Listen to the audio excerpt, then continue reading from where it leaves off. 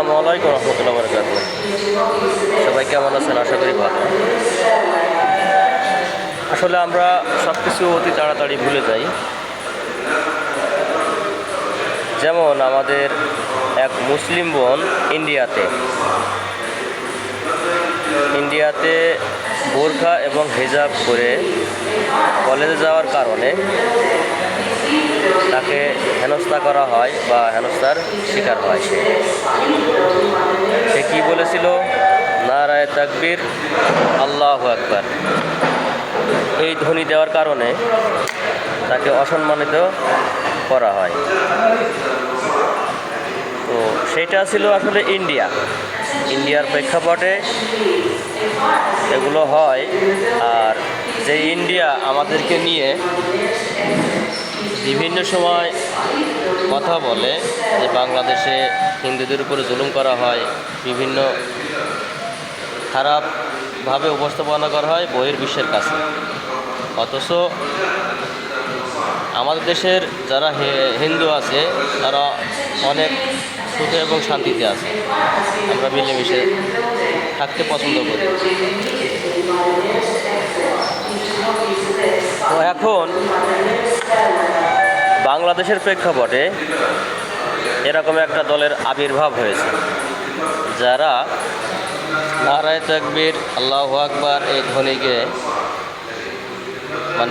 বলতে দিতে চাইতেছে না। এর কারণ কি আসলে? এবং বিভিন্ন সময় কলেজ ইউনিভার্সিটিতে হিজাব এবং বোরখা পরে গেলে মা বোনদেরকে হেনস্থা করা হয়, বা এমনকি দেখছি স্যারেরাই বলে যে হিজাব বোরখা পরে আসবা না।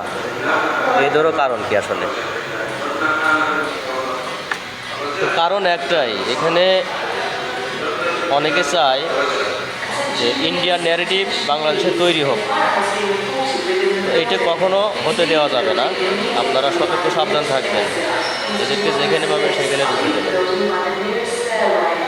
আমরা মুসলিম, আমাদের একদিন মরতে হলে আমাদের হিসাব দিতে হবে। আমাদের আল্লাহ এবং আল্লাহর রাসূল আমাদের সবথেকে ভালোবাসার প্রিয়। এবং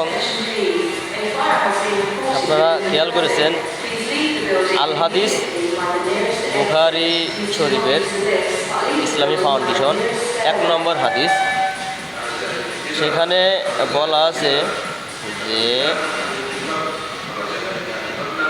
আল্লাহ এবং আল্লাহর রাসূলকে সাক্ষ্য প্রদান করা, অর্থাৎ লা ইলাহা ইল্লাল্লাহ মুহাম্মাদুর রাসূলুল্লাহ, এই কথা সাক্ষ্য প্রদান করা, নামাজ কায়েম করা, সিয়াম পালন করা, হজ যাকাত আদায় করা,